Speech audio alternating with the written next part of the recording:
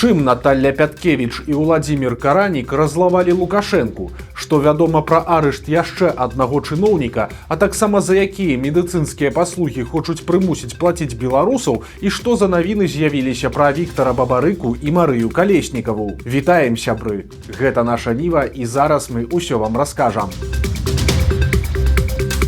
Сёння ў Лукашэнкі прайшла вялікая нарада ў Савеце міністраў. Ён заслухаў справаздачу ўрада і сам агучыў цэлы шэраг праблем і прэтэнзій. Так, напрыклад, нечакана аб'ектам крытыкі стала яго любімая чыноўніца Наталья Пяткевіч. Менш чым год таму яе прызначылі на пасаду віцэ-прэм'ера, і яна, па словах Лукашэнкі, з гэтай працай не справілася. Галоўная прэтэнзія да чыноўніцы, як і да яе папярэднікаў, гэта вялікая колькасць непатрэбных дзяржаўных структур і цёплых месцаў для рознага роду бюракратаў. Уже третий вице-премьер Пяткевич, Петришенко, Каранік просто буксуют в этой теме. Ды і ўвогуле пытанне сінекур для чыноўнікаў-пенсіянераў Лукашэнку вельмі раззлавала. Хоць ён і сам аматар трымаць дзядоў ва ўладзе, але ж, оказывается, іншым так рабіць нельга. Ну, у меня вот с памяти не выходит один пример Владимира Степановича Караника, который говорит: слушайте, ну вот там он уже ходит, ему за 80 шморгает ногами. Присаживайся. А где он? Да его там отправили в какой-то институт. Кем? Советником. Там шморгает. Не у Караника на глазах, а он там, ну, в этом институте еле ходит. Но таких примеров масса. Разберитесь. Падзяліўся Лукашенко і сваім прагнозам на будучыню, які быў даволі бязрадасным. Просто не будет. Ну, для того мы и есть, вроде бы, как нас называют, там элита, самые, естественно, подготовленные, информированные люди. И в любой ситуации мы должны работать и выдавать результат. Затым жа прагучала вельмі рэзкае падсумаванне студзеньскай працы чыноўнікаў. Проще не будет, и это показал январь месяц, который вы полностью провалили. Полностью. Правительство, Национальный банк, губернаторы полностью провалили. Ну, может быть, я ошибаюсь, меня так и проинформировали по результатам. Сегодня руководитель статистического нашего комитета и премьер-министр доложат о подвигах января месяца. Паціху Лукашенко ўсё больш распаляўся і пераходзіў да ўсё новых і новых прэтэнзій. Дарэчы, ён нарэшце зразумеў, што прычынай пратэстаў 2020 года сталі не нейкія міфічныя заходнія лялькаводы, а ён сам і яго чыноўнікі. Если вы думаете, что 2020 год, а так уже мы не думаем, наверное, это там внешние враги какие-то, да нет, дорогие мои друзья. Если бы не было внутренней нашей соответствующей ситуации, никакие враги сюда не влезли бы, во-первых, а если влезли, то мы бы их пресекли в первые дни. Но наша самоуспокоенность, наблюдаю это и сейчас, везде. У выніку атрымалі ўсе. Прапагандысты за тое, што кормяць людзей старымі і нікому не цікавымі навінамі, а дробныя чынушы за недастатковую аператыўнасць у прыняцці рашэнняў і за паволенай рэакцыі на словы начальства. Ну і акрамя таго, прыляцела нават дорожникам. Вы что, так будете и дальше жить? Увидел где-то что-то, президент пнул, не пнул, ну и хорошо. Недавно еду к военным на полигон. Следом уже с большой злостью направил туда председателя комитета госконтроля. Это ужас какой-то. Как будто у нас нет дорожников. Панаракаў Лукашенко и на дурную показуху. Сегодня специально, где я еду. Все идеально. Знают, как надо делать. Разрыли Жодина это. Бедная, ну тоже показуха, президент же будет ехать. Трубы таскают, кабель тянут какой-то и прочее. Я думаю, ребята, ну а вы что, в октябре-ноябре не могли это закончить? Ну зачем вы людей, сегодня мороз, завтра дождь, таскаете по этой грязи и устраиваете какую-то показуху? Цікава, што Лукашенко зноў згадаў адключэнне ліхтароў, якое так раззлавала беларусаў, але ж сваю пазіцыю ён не змяніў. Маўляў, гэта эканоміць вялікія грошы. І кропка. Светимся, я уже об этом говорил. Ах, 10 минут не туда, 10 минут не сюда. Да это экономия, половину повышения пенсии. Это деньги, везде деньги. Мы это не считаем. А зачем считать? Это же бюджет. Но если кто-то хочет светиться, пусть светится, включает фонари у себя, но платит за это. Да рэчы, пра грошы. Эканоміку Лукашенка таксама згадаў, дадаўшы нечаканы заклік. Яшчэ учора ён лісліва пераконваў крамлёўскага госця Глазьева, што ў Беларусі ёсць адзін спрадвечны сябар – Расія. Сваім жа чынушам ён кажа цынічна і шчыра: сяброў у нас няма увогуле ніякіх. Я просто хочу, чтобы вы раскрыли глаза и наконец-то поняли, как развивается мир. Господь нас уберег от этой жуткой, непонятной рыночной экономики. Выдержали, понимаем, что делать, куда идти. Надеяться надо только на себя. Не надо ни на кого рассчитывать. 5-й раз говорю, нет у нас друзей в мире. Нет. Самые лучшие друзья, как минимум, это наши конкуренты. Фармат «добры цар» і кепскія баяры працягваўся і далей. Напрыклад, Лукашенко нават сам зачытаў шалёныя тэмпы росту цэнаў у краіне. Цены выросли и существенно в большем размере.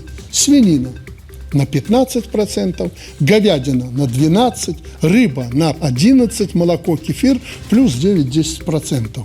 Сливочное масло, которого на складах валяется сегодня 40 тысяч тонн, на 8%. Гречка 11 подорожала, кондитерская почти 15%, морковь и капуста от 19 до 27%. Але ж тут абурэнне Лукашэнкі тлумачыцца проста, ды і ён прычын не хавае. Галоўная бяда, што зарабляе на ўсім гэтым па выніку не дзяржава. Знаете, меня еще это больше всего настораживает и возмущает, что этот прирост цен ложится в карманы знаете кого.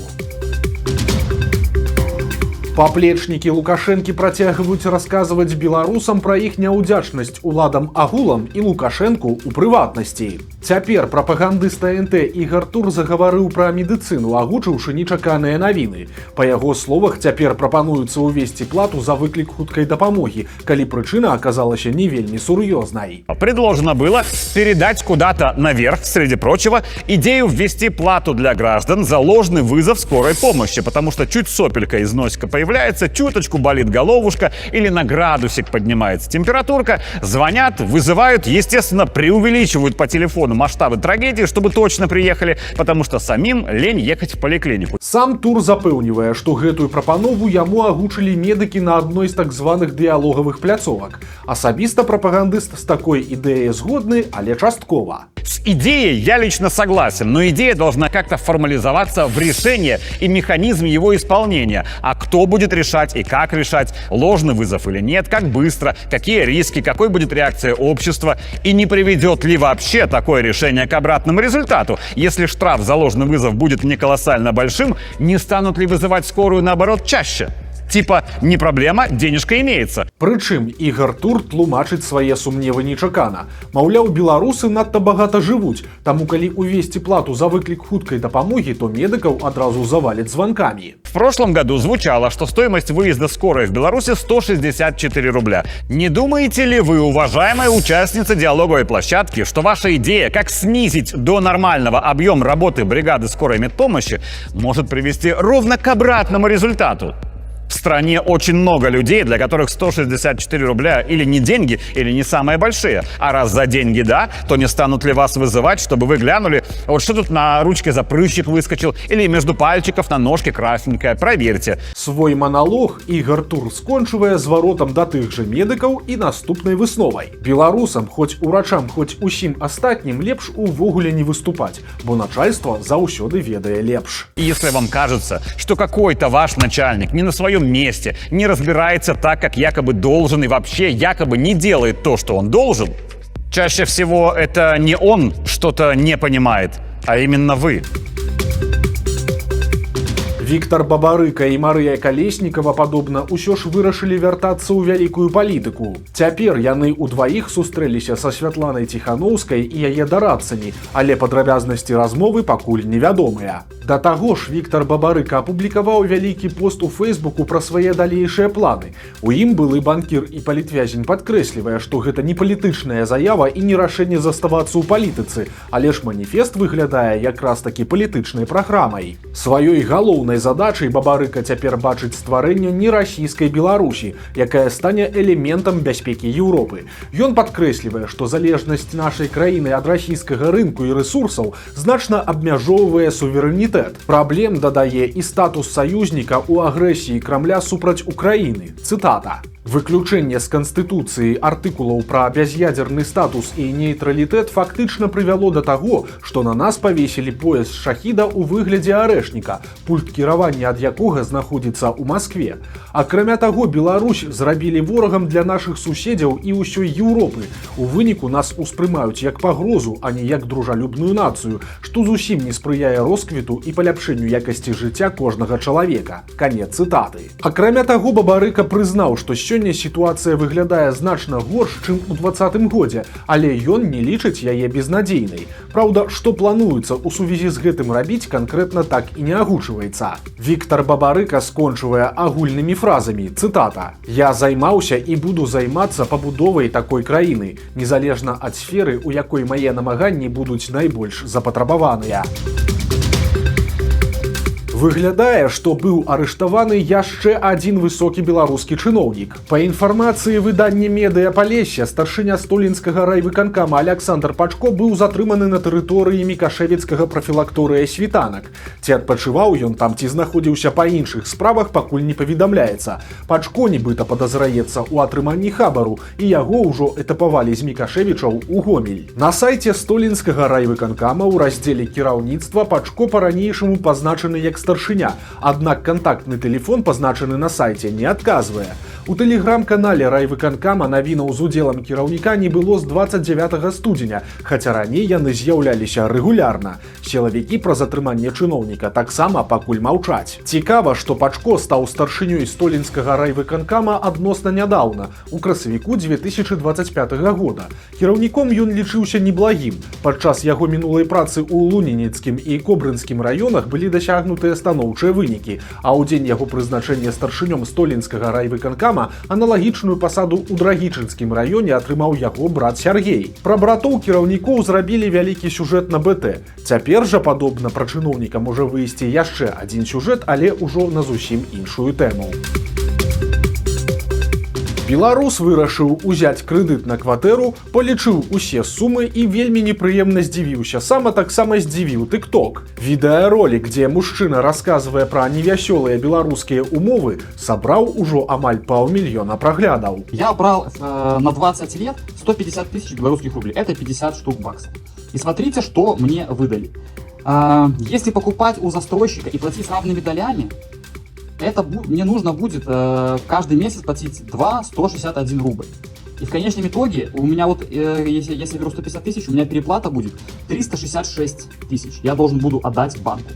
Сумма заоблачная. Образно, я строю квартиру себе и строю квартиру, и там небольшую кладовочку банку. Прычым аказалася, што гэта яшчэ кветачкі, бо калі браць крэдыт на другаснае жыллё, то там працэнты яшчэ вышэйшыя. Ужо не 16, а 18,5, і пераплата выходзіць проста неверагодная, больш за 400 000 беларускіх рублёў.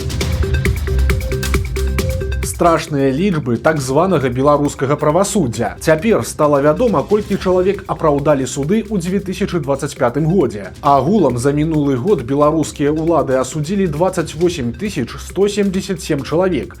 Большасць, амаль 6 000 за крадзяжы, на другім месцы 1500 за хуліганства. Колькасць апраўданых склала ўсяго толькі 36 чалавек, а гэта 0,13% ад агульнай колькасці асуджаных. Мінскія камунальнікі павесялілі ўсіх сваім вынаходніцтвам. З'явілася відэа, як камунальнікі незвычайна абаранялі сталічных пешаходаў ад падзення ледзяшоў з дахаў дамоў. Яны павесілі папераджальныя стужкі над галовамі мінакоў, і ў выніку людзі проста ішлі пад імі, не звяртаючы ніякай увагі. Як такі метад павінен быў абараніць пешаходаў, ніхто не зразумеў. Вось такія навіны аўторка. Подписывайтесь на канал, ставьте лайки альбо дизлайки и выказывайте заўвагі ў каментарах. И, конечно, читайте нашу Ниву Глядзіце нашу Ніву і любіце Беларусь. До сустрэчы заўтра.